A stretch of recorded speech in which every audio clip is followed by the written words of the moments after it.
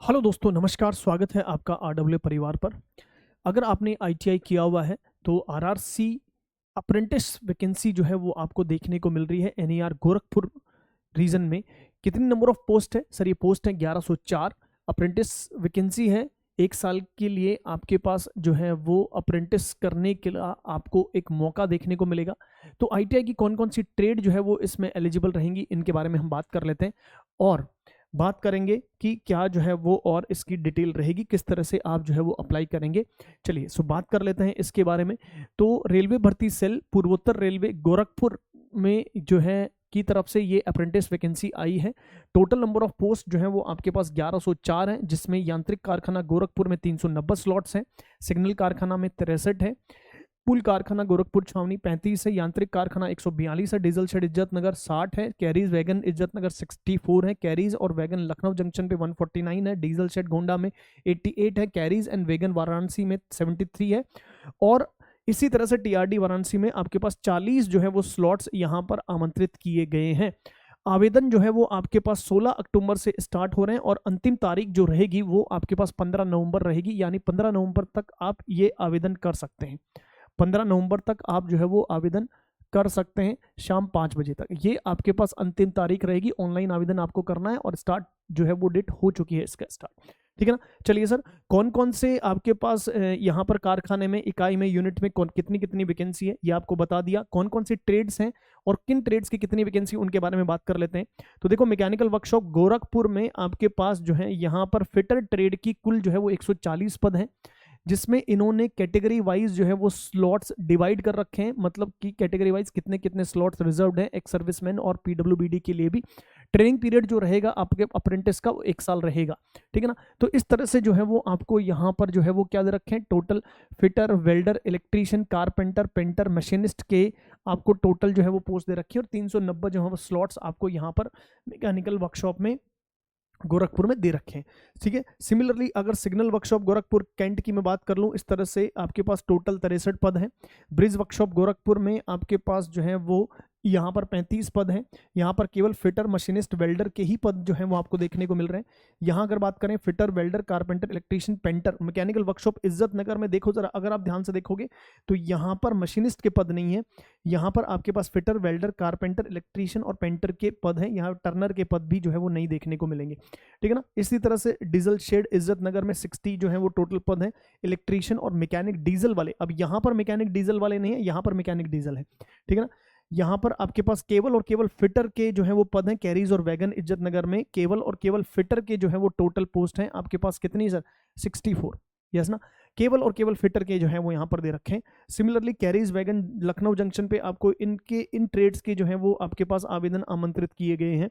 तो इस तरह से टोटल आपको जो पोस्ट हैं वो 1104 वैकेंसी जो है वो यहाँ पर निकाली गई है, जिसकी लास्ट तारीख जो रहेगी वो 16 नवंबर रहेगी।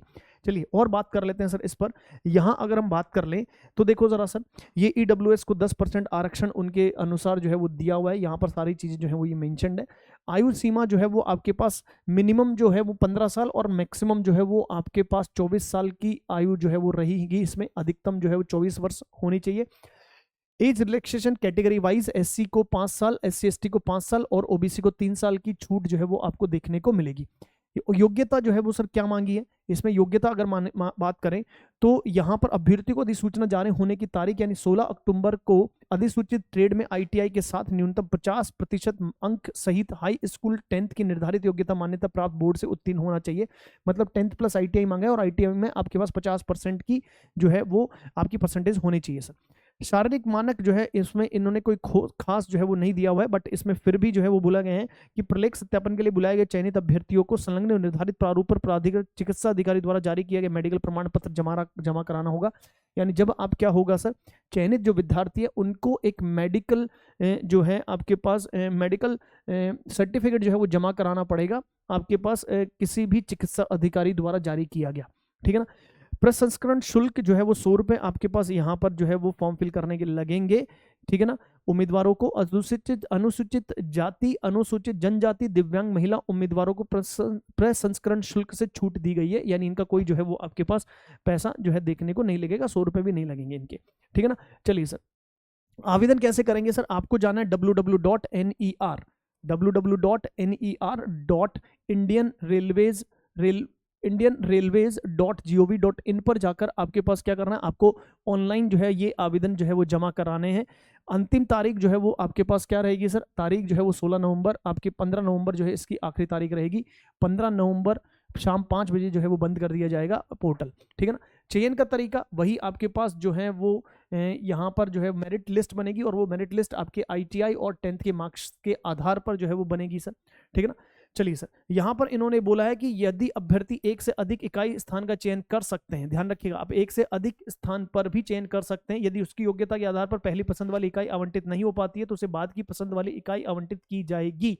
यानी आप एक से अधिक इकाई स्थान का चयन कर सकते हैं, ठीक है ना, ये चीज ध्यान रख लीजिएगा। चलिए सर, सो यहाँ पर जो है इन्होंने बोला ITI परीक्षा और 10th की परीक्षा में उम्मीदवार द्वारा प्राप्त किए गए प्रतिशत के औसत के आधार पर जो है वो मेरिट लिस्ट तैयार की जाएगी, ठीक है ना, ये चीज ध्यान रखिए। प्रशिक्षण और वृत्तिका, यहाँ पर आपके पास अप्रेंटिस के दौरान वृत्तिका का भुगतान किया जाएगा, यानी आपको जो है वो स्टाइपेंड जो है वो देखने को मिलेगा, ठीक है ना। चलिए सर, कुछ अन्य शर्तें जो है वो इसमें जो है वो दे रखी है, जिसकी कोई खास जो है वो यहाँ पर बहुत इंपॉर्टेंट चीज नहीं है। तो अगर आप रेलवे से अप्रेंटिस करना चाहते हैं, ठीक है ना, और इन जोन्स से इन रीजन में आप जो है वो अप्लाई कर सकते हैं। अगर ये आपके घर के आसपास हैं तो इन रीजन्स में आप अप्लाई कर सकते हैं दोस्तों। तो इस वीडियो में इतना ही, बने रहिए RW टेक क्लासेस पर। धन्यवाद, thank you so much, good luck, नमस्कार, जय हिंद।